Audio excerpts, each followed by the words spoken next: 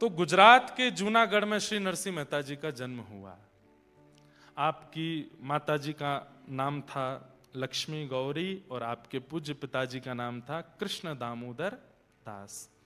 आप नागर वंशीय ब्राह्मण थे, ब्राह्मण कुल में आपका जन्म हुआ था। आपका मूल नाम नरसिंह था, लेकिन आपकी जो दादी थी जय कुंवरी, वो आपको प्रेम से नरसी नरसी बोलती थी, इसलिए उनका नरसी नाम ही प्रसिद्ध हो गया। वैसे इनका नाम क्या था? नरसिंह दास।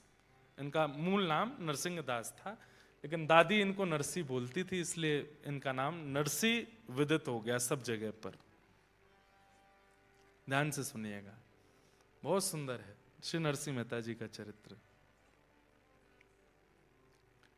तो नरसिंह मेहता जी जन्म जब हुआ तो ये गूंगे भी थे और बहरे भी थे, ये सुन भी नहीं पाते थे और बोल भी नहीं पाते थे, जिसके वजह से इनकी दादी बड़ी चिंता में रहती थी कि भाई ये बालक गूंगा भी है, बहरा भी है, बोल भी नहीं पाता, सुन भी नहीं पाता, कैसे इसका निर्वहन होगा। दूसरी बात ऐसी थी कि इनके एक बड़े भैया थे और उन बड़े भैया का ब्याह हो चुका था, उनका नाम वंशीधर था। तो ये छोटे संतान थे अपने माता पिता के। धीरे धीरे आप बड़े होने लगे, दादी इनको बहुत हृदय से लगा के रखती थी और दादी रोज आती थी देख करके, इतने प्यारे नरसिंह मेहता लेकिन बोल नहीं सकते, गूंगे।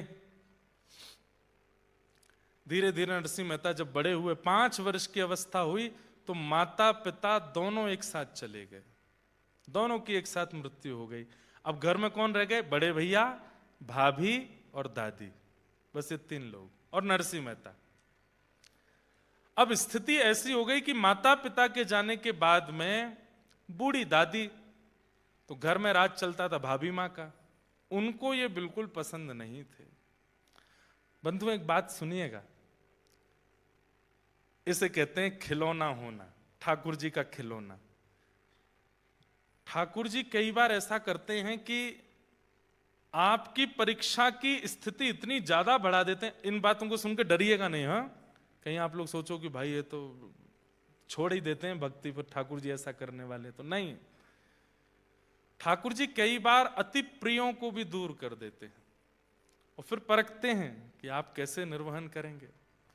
भक्तिमती मीराबाई के प्रसंग में भी ऐसा ही सुनने को आता है कि उनकी ससुराल में उनके सपोर्टर केवल 2 थे, एक उनके ससुर जी और एक उनके पति, जिनसे उनका ब्याह हुआ था।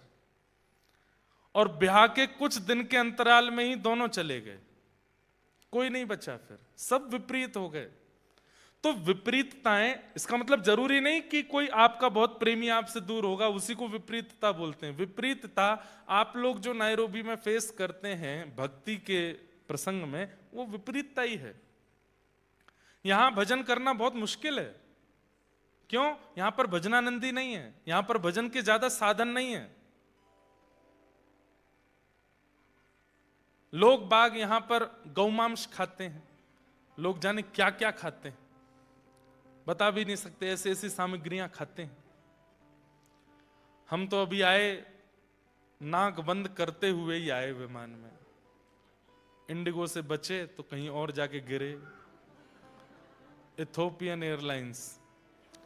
और भैया किसी की निंदा नहीं कर रहे हैं, पर एक बात बता रहे हैं कि वो एक बात है ना कि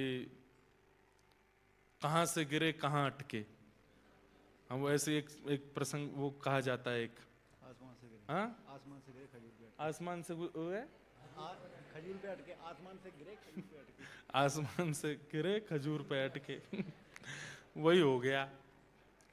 हमने कही बढ़िया है, इसमें बड़ी सीट मिल जाएगी, बड़ी सीट तो मिली, पर नासिका का जो हाल हुआ वो तो हमें ही जाने।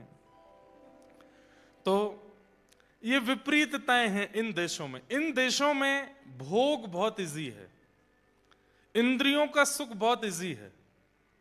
इंद्रिय सुख जो भी है वो यहां करना चाहो, यूके में करना चाहो, अमेरिका में चाहो, ऑस्ट्रेलिया में चाहो, आप चुटकियों में कर सकते हो।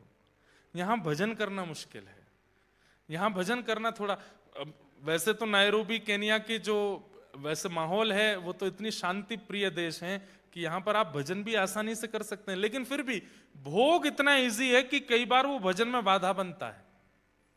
फिर अब मंदिर के नाम पर एक ये स्थान है, एक और है, एक दो और होंगे, बस इससे ज्यादा कुछ स्थान भी नहीं होंगे कि आप जहां जाकर के नित्य भजन साधन कर सको। तो थोड़ा यहां पर डिफिकल्ट तो है, इसी को ही विपरीतता बोलते हैं। पिताजी डॉक्टर, माताजी डॉक्टर, भैया डॉक्टर, भाभी डॉक्टर, उसके बाद तुम भी डॉक्टर बन गए तो कोई बड़ी बात नहीं है। लेकिन पिताजी माताजी सब अलग थे, भैया भी कुछ और करते थे, और आप अचानक से डॉक्टर बन गए, ये बड़ी बात है।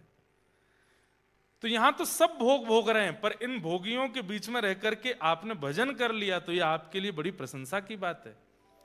मैं इस बात को क्यों कह रहा हूं, वृंदावन में भारत में भजन करना इस कैसा कि पिताजी भी डॉक्टर हैं, माताजी भी डॉक्टर हैं, भैया भी डॉक्टर हैं, भाभी भी डॉक्टर, तुम भी डॉक्टर हो गए, वहां तो सब भजन कर ही लेते हैं। पर यहां रह के भजन करना बड़ी बात है। विदेश में रह करके भी अपने देश की संस्कृति को याद रखना ये बड़ी बात है। तो ये विपरीतता ही है। ऐसी विपरीतता ठाकुर जी देते रहते हैं भक्तों को ताकि वो चेक कर सके ये भजन करेगा कि नहीं। तो नरसिंह मेहता जी के माता पिता चले गए, भाभी मां उनको ज्यादा प्रेम करती नहीं थी, दादी बूढ़ी हो गई थी तो उनकी इतनी चलती नहीं थी। घर का भोजन बन जाता, जो जल जाता था वो नरसिंह मेहता को दे देते थे, बेचारे चुपचाप खा लेते थे। दादी कभी कभी बचा करके अपनी रोटी रख लेती, वो नरसिंह मेहता जी को खिला देती थी। और बस मन में एक ही चिंता होती थी कि हे विधाता, ये लाला कम से कम बोलने लगे, मेरी उम्र बढ़ती जा रही है, मेरे प्राण चले जाएंगे, और ये भाभी इसका बिल्कुल ध्यान नहीं रखती, इसके ये बड़े होकर के अपना पालन कैसे करेगा, कल को मेरे प्राण चले गए तो ये कैसे जिएगा। और इसी दुख के कारण उनकी दादी मां नरसिंह मेहता जी को लिए सब संतों के पास जाती, सबको कहती प्रणाम करो, और सब संतों से कहती आप हाथ धर के बस आशीर्वाद दे दो, ये बोलने लग जाए। सब संत आशीर्वाद देते थे, लेकिन होई सोई जो राम रची राखा, राम जी जो चाहते हैं वही होता है। ऐसे कैसे बोलने लग जाएगा नरसिंह भगत। एक दिन बहुत दुखी हो गई दादी, उसको लगा कि अब मेरे बस प्राण चले, अब उसको बुखार भी आता था तो वो घबरा जाती थी कि हे विधाता अभी मेरे प्राण मत लेना, ये नरसिंह बोलने लग जाए फिर मैं चली जाऊं, भले ही ये कैसे जिएगा नहीं तो मेरे बिना। छोटे से नरसिंह मेहता इतने सुंदर, ऐसे सुंदर उनके कपोल है, ठाकुर जी जैसे ही होते हैं ठाकुर जी के भक्त, जैसे ठाकुर जी सुंदर होते हैं ऐसे उनके भक्त भी सुंदर होते हैं। सुंदर इन द सेंस कॉम्प्लेक्शन से नहीं। कई अफ्रीकन लोग भी हैं जो भक्ति वेदांत स्वामी श्रील प्रभुपाद जी की कृपा से भक्ति मार्ग में आ गए, और उनकी कृपा से जो भक्ति मार्ग में आए, ऐसे अफ्रीकन्स को भी देखोगे ना, वो भले ही रंग से सांवले हैं, सांवले तो नहीं है, काले हैं, लेकिन फिर भी उनमें वो ऐसे नहीं लगते, वो बुरे नहीं लगते, वो अच्छे लगते हैं। वो भी हमारे वृंदावन में भी कार्तिक मास में खूब सारे विदेशों से लोग आते हैं, अफ्रीकन्स भी खूब आते हैं, अच्छे लगते हैं। ऐसा उर्दपुंड लगाते हैं, धोती पहनते हैं, गले में माला पहन के शिखा रखते हैं, और बढ़िया जब मृदंग बजा के कीर्तन करते हैं कितने सुंदर लगते हैं, वो भी आकर्षक लगते हैं।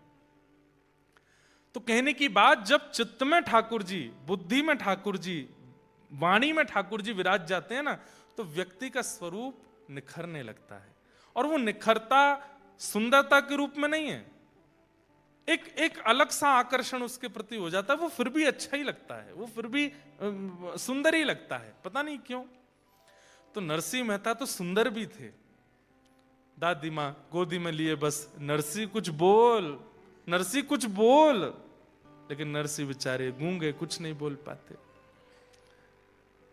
एक दिन माता जी ले गईं और शंकर जी के ऊपर जल चढ़ा करके शंकर भगवान के परिक्रमा देने लगी, हे विधाता कृपा करो, मेरे प्राण चले जाएंगे, इस बालक को बोलना सिखा दो। कैसे भी बस ये बोलने लगे। परिक्रमा करते करते करते उस दिन पता नहीं कैसा एक चमत्कार हुआ। एक जटाजूट है, भस्म रमाए हैं पूरे अंग पर, मानो जैसे शिव ही प्रकट हो गए हों, ऐसा एक संत आए। क्या बात है मैया, बड़ी परिक्रमा दे रही हो शंकर जी की? महाराज मेरा ये बालक बोलता नहीं है, आप कृपा कर दो ना ये बोलने लग जाए। नरसिंह मेहता जी की ओर देखा, मंद मुस्कान, बिल्कुल मासूमियत है चेहरे पर, बोलना नहीं आता है। नरसिंह मेहता जी की ओर देखा उस संत ने, और संत ने सिर पर हाथ फेर के मुख खोलने को कहा, और नरसिंह मेहता जी की जीभ पकड़ करके उसको ओर देखा और बोले, बोलो बेटा राधे कृष्ण। और जैसी जीभ छोड़ी, नरसिंह मेहता जी के नेत्रों से आंसू आने लगे, और थोड़ी ही देर में स्वर प्रकट हुआ। 5 वर्ष के नरसिंह के मुख से पहला शब्द निकला, राधे कृष्ण, राधे कृष्ण। और तेज बोलो राधे कृष्ण, और तेज बोलो राधे कृष्ण। अब तो उनकी दादी नृत्य करने लगी, नरसिंह को गोद में लेकर के उछलने लगी, लाला और तेज बोलो, अब तो राधे कृष्ण, राधे कृष्ण, राधे कृष्ण, राधे कृष्ण। जय जय राधे।